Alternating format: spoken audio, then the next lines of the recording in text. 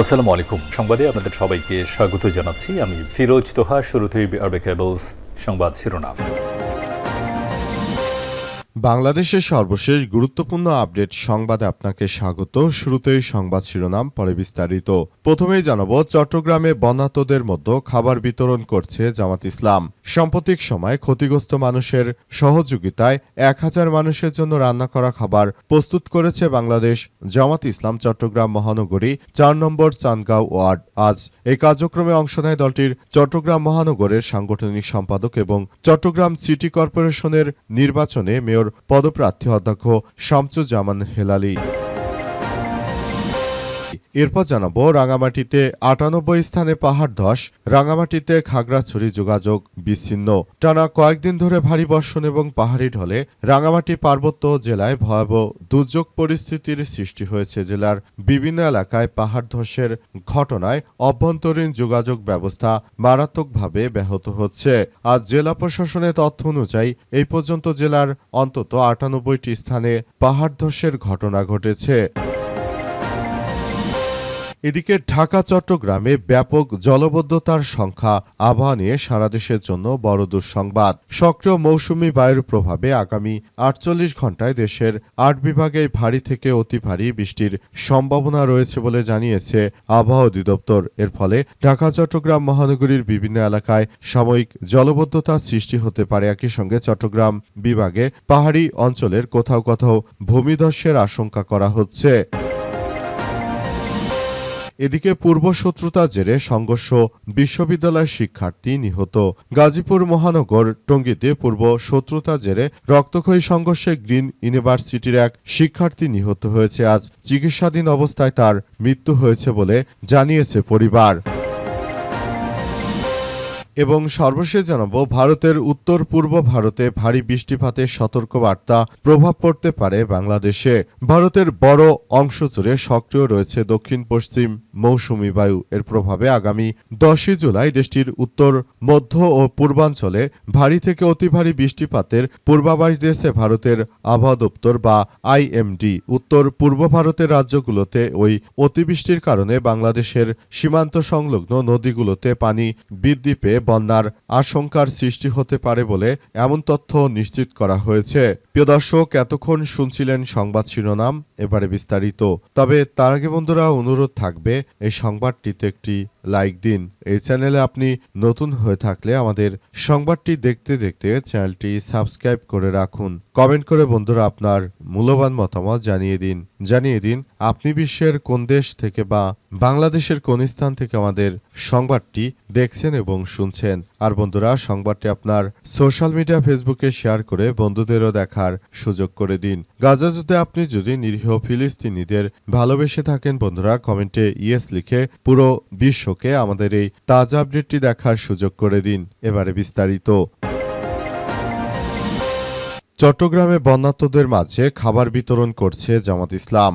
সাম্প্রতিক বন্যায় ক্ষতিগ্রস্ত মানুষের সহযোগিতায় 1000 মানুষের জন্য রান্না করা খাবার প্রস্তুত করেছে বাংলাদেশ জামাত ইসলাম মহানগর 4 নম্বর চান্দগাঁও ওয়ার্ড। আজ এই কার্যক্রমে অংশ নেয় দলটির চট্টগ্রাম মহানগরের সাংগঠনিক সম্পাদক এবং চট্টগ্রাম সিটি কর্পোরেশনের নির্বাচনে মেয়র প্রার্থী অধ্যক্ষ শামসুজ্জামান হেলালি। দলটির পাঠানো এক বিজ্ঞপ্তিতে বলা হয়েছে যে 4 নম্বর চান্দগাঁও ওয়ার্ডের উদ্যোগে এক ওয়ার্ড কাউন্সিলর প্রার্থী রাইসুর রহমান চৌধুরী ঋতুর ব্যবস্থাপনায় এই কর্মসূচির আয়োজন করা হয়েছে। প্রস্তুত করা খাবার বন্যাকবলিত এলাকায় ক্ষতিগ্রস্ত মানুষের মাঝে বিতরণ করা হচ্ছে। খাবার প্রস্তুত কার্যক্রম পরিদর্শনের পাশাপাশি শামসুজ্জামান হেলালি স্বেচ্ছাসেবকদের সঙ্গে রান্না ও খাবার প্যাকেটজাত করার কাজেও অংশ নেন। এ সময় শামসুজ্জামান হেলালি বলেছেন, প্রাকৃতিক দুর্যোগ ক্ষতিগ্রস্ত মানুষের পাশে দাঁড়ানো সামাজিক ও মানবিক দায়িত্ব।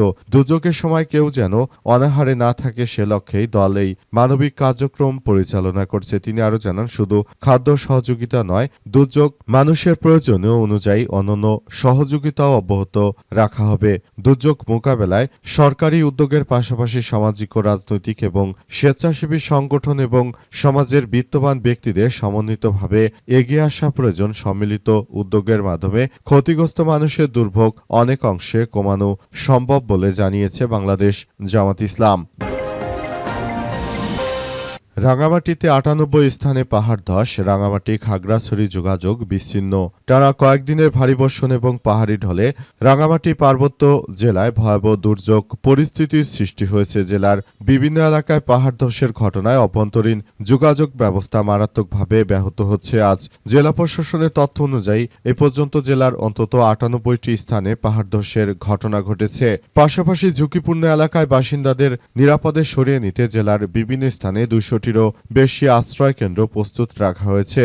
জেলা প্রশাসনের সূত্র থেকে জানা গেছে যে পাহাড় ধসের ঘটনাগুলোর মধ্যে কাপ্তাই উপজেলায় ১৫টি, বাঘাইছড়িতে ৩টি, কাউখালীতে ৩০টি, রাঙ্গামাটি সদরে ১১টি, নানিয়াচরে ২টি এবং বিলাইছড়িতে ৩৭টি সহ মোট ৯৭টি স্থানে পাহাড় ধসের ঘটনা ঘটেছে। সব ঘটনার জেলার বিভিন্ন সড়কে যান চলাচল ব্যাহত হচ্ছে এবং কয়েকটি এলাকার সঙ্গে যোগাযোগ ব্যবস্থা সম্পূর্ণ বিচ্ছিন্ন হয়ে পড়েছে। এদিকে দুর্যোগ মোকাবেলায় রাঙামাটি জেলা প্রশাসনের বিভিন্ন উপজেলায় ২০০টিরও বেশি আশ্রয় কেন্দ্র প্রস্তুত রাখা হয়েছে। বলা হয়েছে যাতে করে এই ধরনের দুর্যোগ মোকাবেলা করে যত দ্রুততম সম্ভব সময়ের মধ্যে আসলে ভালো কিছু করা যায় সেটি করার জন্য তারা সর্বাত্মকভাবে কার্যক্রম অব্যাহত রেখেছে। বর্তমানে বলতে গেলে যে ধরনের দুর্যোগপূর্ণ আবহাওয়া চলছে সেই আবহাওয়ার মধ্যে সবাইকে খুবই সতর্কতার সহিত কার্যক্রম চালিয়ে যাওয়ার জন্য নির্দেশনা জারি করা হয়েছে। এছাড়াও আরও বলা হয়েছে যে এই ধরনের কার্যক্রম চলমান থাকবে এবং সবাইকে খুব বেশি সতর্কতার সহিত চলতে হবে যাতে করে এই আবহাওয়া বা দুর্যোগপূর্ণ অবস্থানের কারণে আসলে কোনো বড় ধরনের সমস্যার সৃষ্টি না হয় সেই বিষয়গুলোকে খুবই গুরুত্ব সহকারে উল্লেখ করতে হবে। ঢাকা চট্টগ্রামে ব্যাপক জলাবদ্ধতার সংখ্যা আবহাওয়া নিয়ে সারা দেশের জন্য বড় দুঃসংবাদ। সক্রিয় মৌসুমি বায়ুর প্রভাবে আগামী ৪৮ ঘণ্টায় দেশের ৮ বিভাগে ভারী থেকে অতি ভারী বৃষ্টিপাতের সম্ভাবনা রয়েছে বলে জানিয়েছে আবহাওয়া অধিদপ্তর। এর ফলে ঢাকা চট্টগ্রাম মহানগরীর বিভিন্ন এলাকায় সাময়িক জলাবদ্ধতা সৃষ্টি হতে পারে। একই সঙ্গে চট্টগ্রাম বিভাগের পাহাড়ি অঞ্চলের কোথাও কোথাও ভূমিধসের আশঙ্কা করা হচ্ছে। আজ পরবর্তী ৪৮ ঘণ্টার মধ্যে জারি করা ভারী বৃষ্টিপাতের পূর্বাভাসের সতর্কবার্তা দিয়েছে আবহাওয়া অধিদপ্তর। এদিকে এদিন সকাল ৯টা থেকে সন্ধ্যা ৬টা পর্যন্ত দেশের অভ্যন্তরীণ নদীবন্দরগুলোর জন্য দেওয়া পূর্বাভাসে বলা হয়েছে ঢাকা, রংপুর, দিনাজপুর, রাজশাহী, পাবনা, বগুড়া, বরগুনা, টাঙ্গাইল, ময়মনসিংহ, ফরিদপুর, মাদারীপুর, কুষ্টিয়া, যশোর, খুলনা, বরিশাল, পটুয়াখালী, নোয়াখালী, কুমিল্লা, কক্সবাজার ও সিলেটের অঞ্চল এর উপর দিয়ে দক্ষিণ অথবা দক্ষিণ পূর্ব দিক থেকে ঘণ্টায় ৪৫ থেকে ৬০ কিলোমিটার বেগে অস্থায়ীভাবে ঝড়ো হাওয়া সহ বৃষ্টি অথবা বজ্র সহ বৃষ্টি হতে পারে। সব এলাকার নদীবন্দরগুলোকে ১ নম্বর সতর্ক সংকেত দেখাতে বলা হয়েছে এবং আরও বলা হয়েছে যাতে করে এই বিষয়গুলো খুব গুরুত্ব সহকারে দেখভাল করা যায় এবং নতুন নতুন আবহাওয়ার সংকটের কারণে সবাই ব্যাপক আকারে সমস্যার সম্মুখীন হচ্ছে। নতুন করে এই সমস্ত সমস্যাগুলো মোকাবেলা করা এই মুহূর্তে সবার জন্য অত্যন্ত চ্যালেঞ্জের মধ্যে পড়তে হচ্ছে। নতুন করে সবাইকে এই সব আবহাওয়ার বিষয়গুলো নিয়ে খুবই গুরুত্ব সহকারে তারপর রাস্তাঘাটে বের হওয়ার বিষয়ে নির্দেশনা জারি করা হয়েছে যাতে করে বড় ধরনের কোনো সংকটময় পরিস্থিতির সৃষ্টি না হয় সেই বিষয়গুলোকে এখনই খুবই গুরুত্ব সহকারে দেখার জন্য নির্দেশনা দেওয়া হয়েছে এবং জরুরি প্রয়োজন ছাড়া কেউ যেন একা ঘর থেকে বের না হয় এমন নির্দেশনার কথা জানানো হচ্ছে। পূর্বশত্রুতার জেরে সংঘর্ষ, বিশ্ববিদ্যালয়ের শিক্ষার্থী নিহত। গাজীপুর মহানগরের টঙ্গীতে পূর্বশত্রুতার জেরে রক্তক্ষয়ী সংঘর্ষে গ্রিন ইউনিভার্সিটির এক শিক্ষার্থী নিহত হয়েছে। চিকিৎসাধীন অবস্থায় তার মৃত্যু হয়েছে। এর আগে মঙ্গলবার রাতে সংঘর্ষের ঘটনায় হাবিব সহ অন্তত আরও ২ জন, অনিক ও আকাশ ইমরান নামে আরও ২ জন আহত হয়েছে। নিহত মঞ্জুরুল ইসলাম হাসিব ২৪ গ্রিন ইউনিভার্সিটির কম্পিউটার সায়েন্স বিভাগের শেষ বর্ষের ছাত্র ছিলেন। স্বপ্ন ছিল পড়াশোনা শেষ করে তথ্য প্রযুক্তি খাতে প্রতিষ্ঠিত হওয়া। পুলিশ ও স্থানীয় সূত্র থেকে জানা গেছে মঙ্গলবার রাতে ৮টার দিকে টঙ্গী পূর্বপাড়া থানার পাগার এলাকায় অ্যাডভোকেট আলী আকবরের বাসার সামনে পূর্বশত্রুতাকে কেন্দ্র করে দুই পক্ষের মধ্যে বাগবিতণ্ডা এক পর্যায়ে লাঠিসোঁটা নিয়ে দেশ অস্ত্রশস্ত্র নিয়ে সংঘর্ষে জড়িয়ে পড়ে তারা। এই ধরনের ঘটনা আসলে সবাইকেই ভেতর থেকে খুবই খারাপের দিকে নিয়ে যাচ্ছে। নতুন করে আরও ভয়াবহ এক বিপজ্জনক পরিস্থিতির সৃষ্টি হয়েছে এবং নতুন করে আবারও ব্যাপক কার্যক্রম যে সৃষ্টি হয়েছে এবং এটা নিয়ে যেন কোনো ধরনের সমস্যাগুলো যাতে সৃষ্টি না হয় সেই ব্যাপারগুলো নিয়ে খুবই গুরুত্ব সহকারে কার্যক্রম চালানোর কথা বলা হচ্ছে।